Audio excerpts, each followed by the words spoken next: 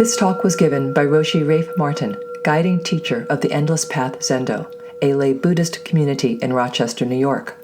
Join our practice, in person or online, at endlesspathzendo.org. Today is Saturday, February 22nd.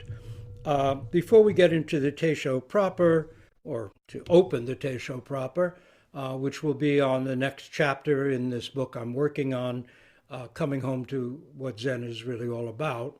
I don't know about you, but I find myself troubled these days, truly troubled.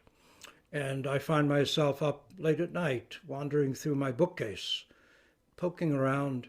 And what I find myself turning to are some of the old Zen poets, short things that touch base with something rich and strange, as Shakespeare put it. Something rich and strange. Our human nature is rich and strange. And so I'd like to read to you, to open, a few very short poems from our tradition. This is a book translated by Red Pine, Bill Porter, Poetry of Wei Yingwu in Such Hard Times. What an appropriate title. This is from about the year 750 or so. In such hard times. Zen didn't necessarily flourish in easy times. The people we read about being, deeply realized and living lives of compassion were often in times of terrible destruction and chaos in their societies, when things seemed to be falling apart. They really needed, we forget, I think sometimes, that aspiration really is a response to the situation in which we find ourselves. It didn't spring out of nothing. We aspire to truly mature because we see the consequences of immaturity all around us. And that certainly was true in the Tang era. The so-called golden age of Zen was not a time of peaceful behaviors. So anyway, a little poem with a very long title. This is, while observing local customs, I visit my Taoist nephew without success and write this on his wall. So this is a kind of precursor for spring. It will come. Last year's mountain stream is still flowing today. Last year's apricot blossoms I picked again today. A hermit on the trail asks me who I am. I'm the same spring visitor I was last year. Last year's mountain stream is still flowing today. Last year's apricot blossoms I picked again today. A hermit on the trail asked me who I am. I'm the same spring visitor I was last year. So that's from Wei Yingwu's life. Moving up in time, here's a couple in, if you don't know R.H. Blythe's 4-volume book of series on haiku, they're arranged by seasons, and the first book is really on haiku and Japanese culture. I think Blythe's translations tend to be the best. So remember Kuya, who had Buddhas emerging from his mouth. That was the photo of the figure of Kuya we gave for our Jukai ceremony for those who participated this year. Rose and I saw that figure, that carving of Kuya. It's about maybe 4 or 5 feet high, 4 feet high maybe. We saw it in Kyoto when we were there in 2016. Here's a verse on Kuya by Basho, perhaps the greatest of the haiku poets. Basho, Buson, and Issa are seen as the 3 greatest of the Japanese haiku poets. They lived about 200 years ago. So, dried salmon and Kuya's emaciation also during the coldest season. Dried salmon and Kuya's emaciation also during the coldest season. R.H. Blythe comments on this. St. Kuya, his dates are 902 to 972. Remember, though Basho was in the 1700s writing this. He was about 800 years, 700 years after Kuya. Lived a wandering life, beginning the Kamakura democratic form of Buddhism already in the Heian period. Kuya was building bridges and roads, digging wells, and doing a great many other works of public service. There is a well-known statue of him exhaling the Nembutsu. In other words, the 6 Buddhas emerging from his mouth in that famous carving of him are syllables, 6 syllables that form the Amida, Namu Amida Butsu, homage to Amida Buddha. So, oops, I just lost one of those. May never find that next poem. In any case, Blythe goes on to say, Basho is reported to have said concerning this poem, Basho, of course, was the author of the poem, to express the flavor of the inner mind, you must agonize during many days. Anyone who's worked on a koan knows that is certainly true. But it's the same, any creative work that you're working on. That's how it is, to express the flavor, not to flatten it out, but to truly get it. To express the flavor of the inner mind, you must agonize during many days. Blythe goes on to say, the flavor of the mind is very important. Shiko, another poet of the time, speaks of Basho's physiognomic judgment and mutual reflection in regard to the dried salmon and kuya. We may also say it is Basho's poetic spirit, but it would be better to understand that it implies a sinking into the form of a thing sufficiently deeply to catch instinctively the life flavor. To understand, it implies a sinking, not a grabbing at, but a sinking into the form of a thing sufficiently deeply to catch instinctively the life flavor, the very essence of it. And of course, this is what every koan forces us to do. It's a creative act. So here, there's a common essential element of dried salmon and a Buddhist saint. What do you make of that? Interesting. To express the matter straightforwardly, perhaps too much so for such a delicate matter, is the simultaneous perception of the dried fishiness of kuya and the Buddhahood of the dead salmon. To express this in words requires indeed that one agonize for many days.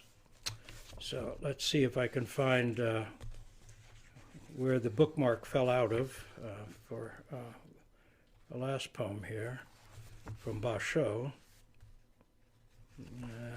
Wait, but I think I found it. There's a couple other we'll move on to. Here we go. This one may strike a chord. Winter seclusion. There is something I'd like to ask Shakyamuni. Winter seclusion. There is something I'd like to ask Shakyamuni. Wouldn't you? So that's, let's see, I forgot. Who was that? I may have lost the bookmark place. Who said that?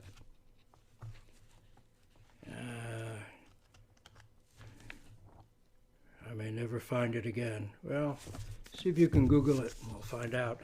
As I said, Basho, Issa, and Buson are the 3 great haiku poets. So here's something from Buson. This is from the book Haiku Master Buson. There are various books that include Basho, Issa, and Buson in them. This is a quote from Buson from his essay, New Flower Picking, and he was again about 200 years ago, same time as Basho, essentially. What you want to acquire, you should dare to acquire, by any means, what you want to see, even though it is with difficulty. You should see. You should not let it pass thinking there will be another chance to see it or to acquire it. It is quite unusual to have a second chance to materialize your desire. I think of the opportunity of practice and the fleetingness of our lives. Busan puts his finger on it. You should not let it pass thinking there will be another chance. We do our best right now, just as we are. So, here's a couple of short haiku from Busan. On my coming back, how many pathways are there through the spring grasses? On my coming back, how many pathways are there through the spring grasses? And let's see, I think there was that was a spring poem. Haiku tend to be arranged by season, as Blythe wisely, so he created his books of haiku seasonally, but haiku are traditionally said. Here's a summer one. By lightning, the small house was burned down, and now melon flowers. By lightning, the small house was burned down, and now melon flowers. Really interesting take on destruction, isn't it? The things that happen, the things we lose. Who knows what might emerge? And now, a final poem from 1931, coming up into our own time, from Miyazawa Kenji, who was a terrific human being, an agriculturist, a poet, a storyteller, a writer. Didn't live long, totally dedicated to helping people and helping the world. This is, his stories are strange and unusual. There's one called The Restaurant of Many Orders, in which a hunter comes in and follows all the orders to put down his gun, take off his coat, and he does all these things and eventually leads to him being eaten by the animals. It's the restaurant of many orders. The kind of reversal on human beings going in and ordering fish or steak or things like that. And he has very mysterious, really strange stories. Beautiful. If you don't know, it's either Miyazawa Kenji or Kenji Miyazawa. If you don't know his things, I would look him up. Anyway, this is from a collection called A Future of Ice. And this is his probably most famous poem. It's titled November 3rd. Perhaps you know it. Neither yielding to rain, nor yielding to wind, yielding neither to snow, nor to summer heat, with a stout body like that, without greed, never getting angry, always smiling quietly, eating 1.5 pints of brown rice and bean paste and a bit of vegetables a day, in everything, not taking oneself into account, looking, listening, understanding well and not forgetting, living in the shadow of pine trees in a field in a small hut thatched with miscanthus. If in the east there's a sick child, going and nursing him. If in the west there's a tired mother, going and carrying for her bundles of rice. If in the south there's someone dying, going and saying you don't have to be afraid. If in the north there's a quarrel or a lawsuit, saying it's not worth it, stop it. In a drought, shedding tears. In a cold summer, pacing back and forth. Lost, called a good-for-nothing by everyone, neither praised nor thought of pain. Someone like that is what I want to be. Someone like that is what I want to be. So we'll move on to the tentative chapter of the tentative new book.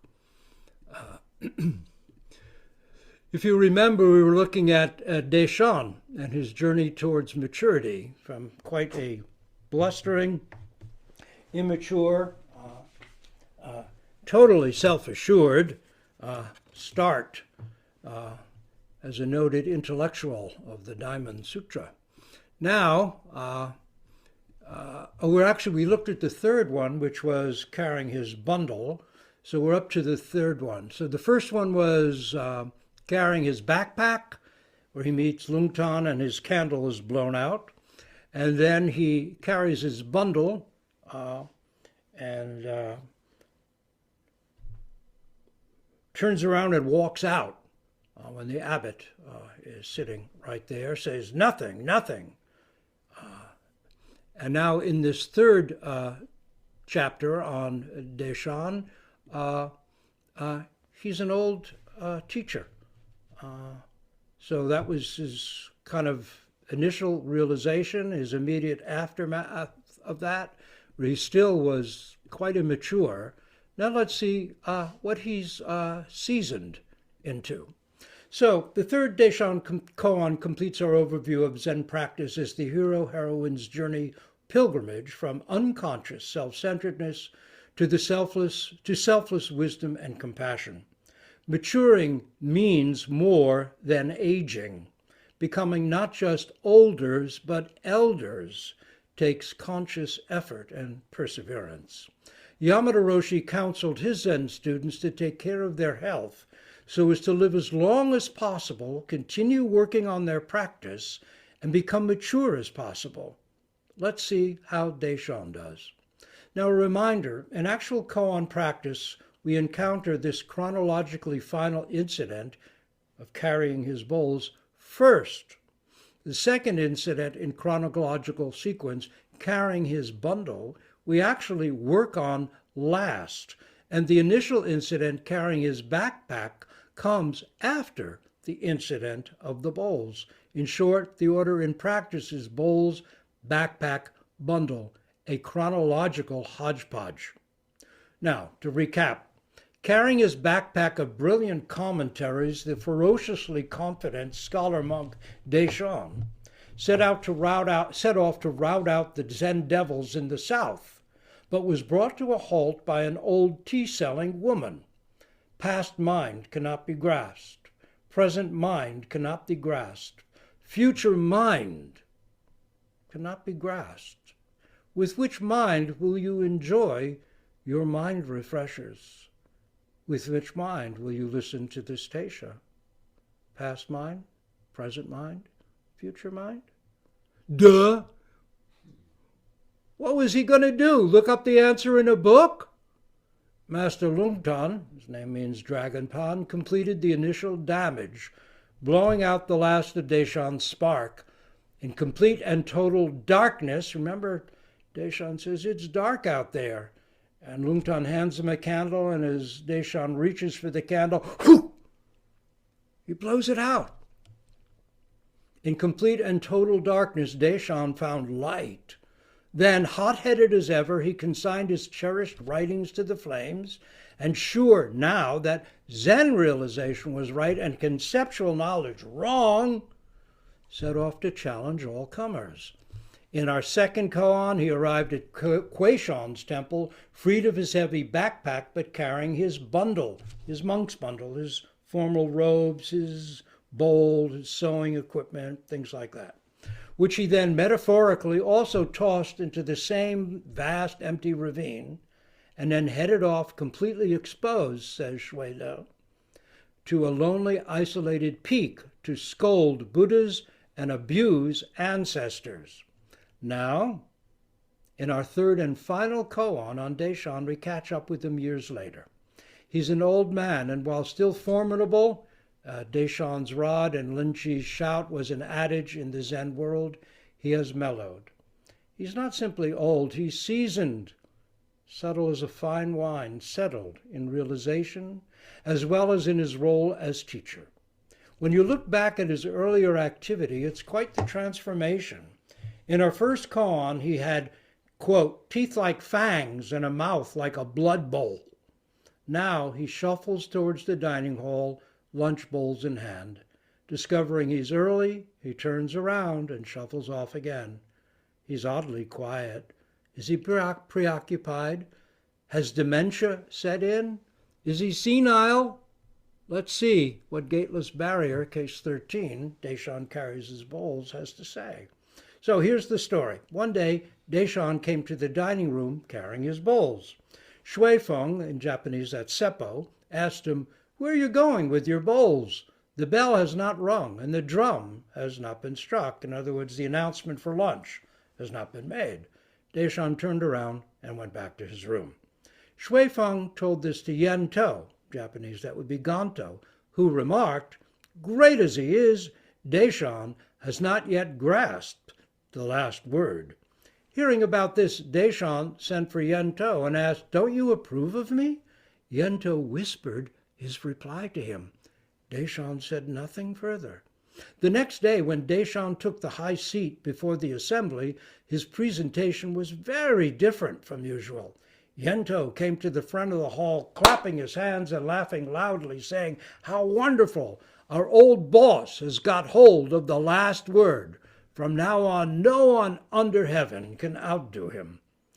Wumen's commentary. As for the last word, neither Yento nor Te-shan has ever dreamed of it.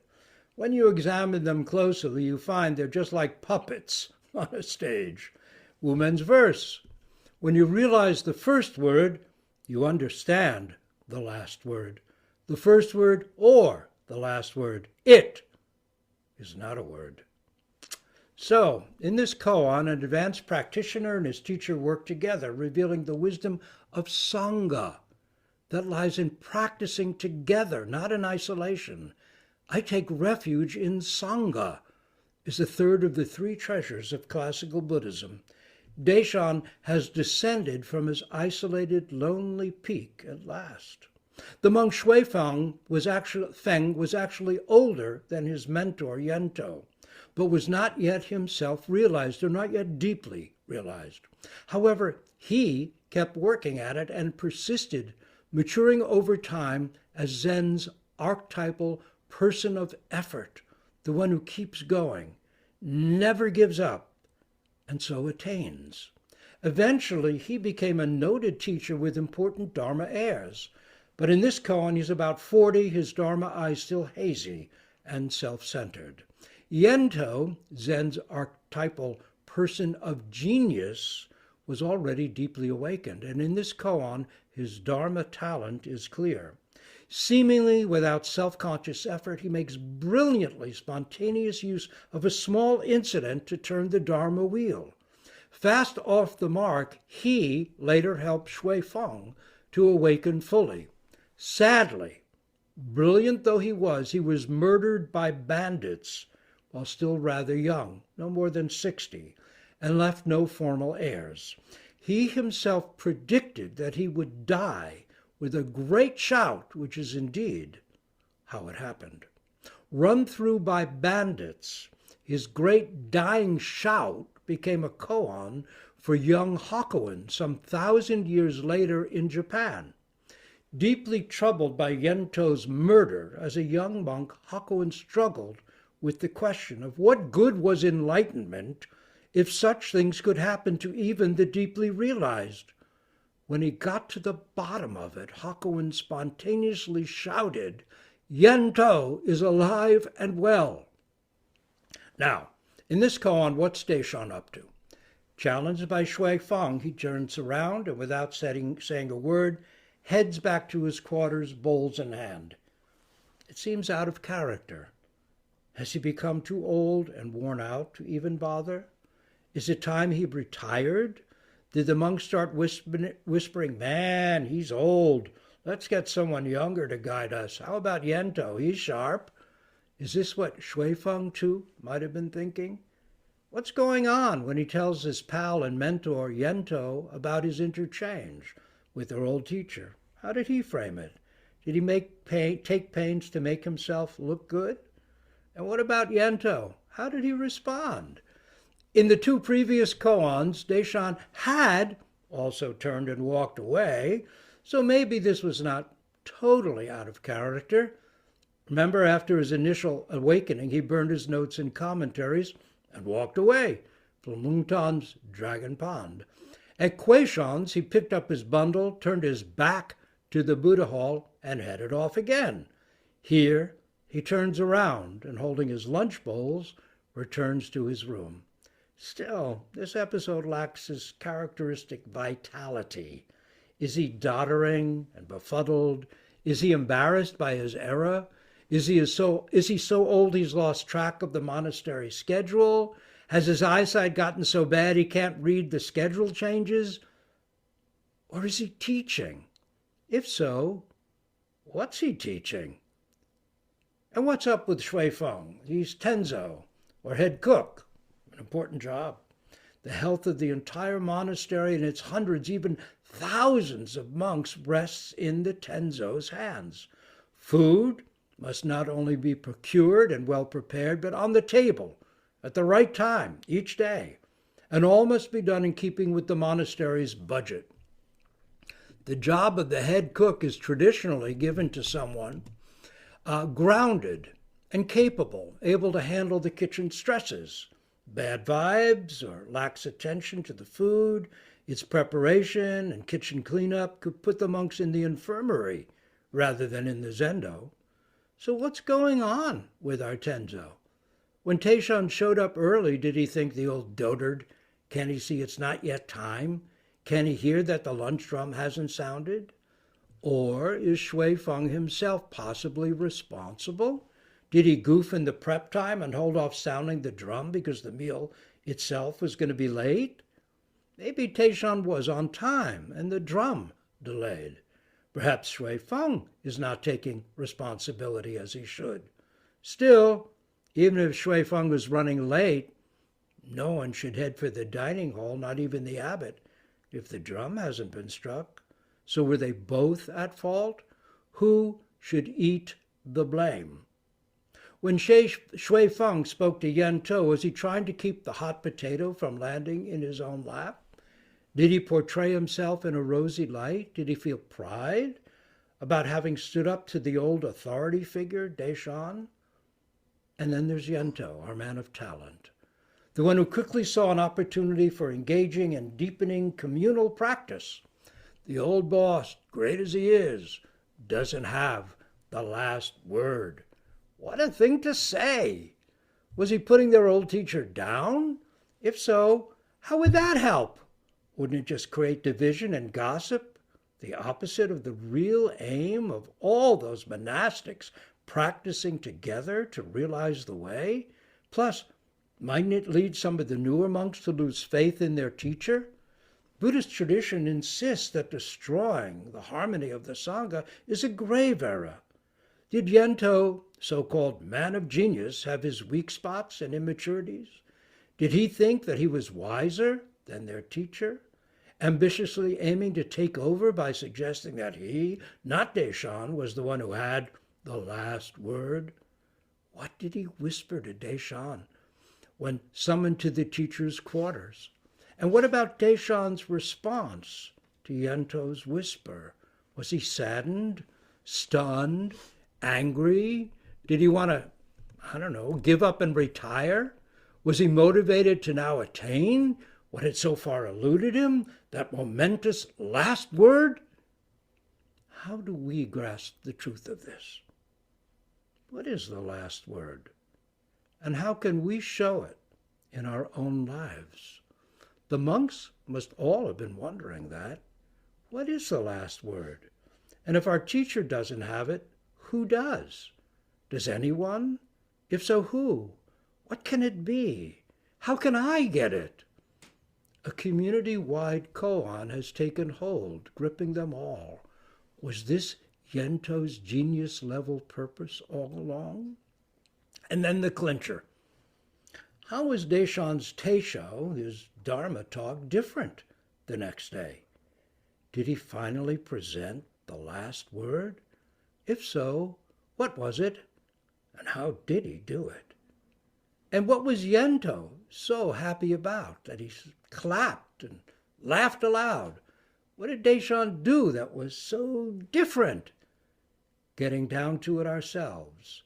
How does this case relate to the times in our own lives when we're judged or criticized? How do we deal with it?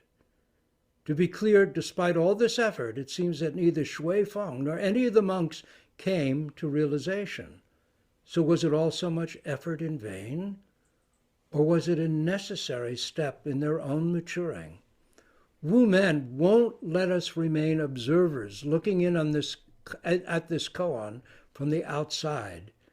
He strips away any hope we might have of settling for some version of, wow, that's a great Zen story, thanks. Koans are not teachings about practice, nor are they entertaining forays into the lively culture of Zen. Da Wei burned the printing blocks to cut all that off. Zen begins with the Buddha's great enlightenment and is stunned. Spontaneous exclamation, wonder of wonders, all beings are Buddha, fully endowed with wisdom and virtue. Only their unconscious habit of self-oriented thought prevents their realization of this. Koans help us actually awaken to whatever degree we're presently capable to the same wisdom and compassion realized by the Buddha. Wu Men's commentary sets us back on the path of our own ongoing practice realization. The work of Te-shan, Yento, and Shui Feng didn't end 1,000 years ago. Their story has become our work now, even as we carry our own bowls to this Dharma meal. Are we early? Is the meal late? How do we react? How do we react when it doesn't turn out the way we thought it would? How is it for us when things go off the rails? What is the last word? Wu Men's commentary says, as for the last word, neither Yento nor Te-shan has ever dreamed of it. When you examine them closely, you find they are just like puppets on a stage. Wu Men here again says, as he so often does, that the whole thing is a farce, nothing of real quality, only a meager Punch and Judy show. The joke's on us. But as this is Wu Men, there is always more than meets the eye. So about that last word, if you want a good meal, he's telling us to chew on that. Here's Wu Men's verse. When you realize the first word, you understand the last word. The first word or the last word. It is not a word. When you realize the first word, you understand the last word. The first word or the last word. It is not a word. Well, if it's not a word, what is it? Then again, if it might be a word, how might you say it? In the course of these 3 koans, we've seen Zen Master Te-shan journey from a brashly immature and egotistic beginning to a wisely subtle maturity. His life reveals the pilgrimage that ongoing Zen practice offers. The good news is that wherever we start, wherever we're currently at, a road of deeper understanding and greater maturity opens before us. It begins anew with this count, this breath, this mu, this koan. Bows and endless thanks to our many guides along the ancient way. Old and young, slow and fast, skilled chefs, attentive waiters, those coming early, those arriving late, and those who yet remain puzzled by what's even on the menu. All best to all. So that is the chapter that we'll cover for today.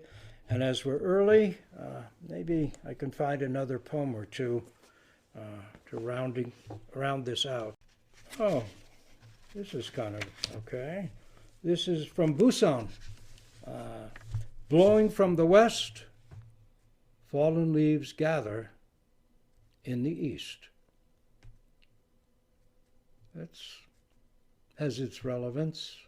Blowing from the west, fallen leaves gather in the east. Okay, this is from Isa.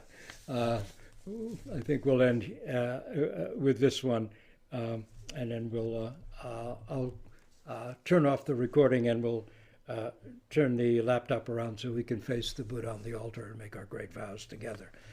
So here we go. Even among insects in this world, some are good at singing, some bad. Even among insects in this world, some are good at singing, some bad.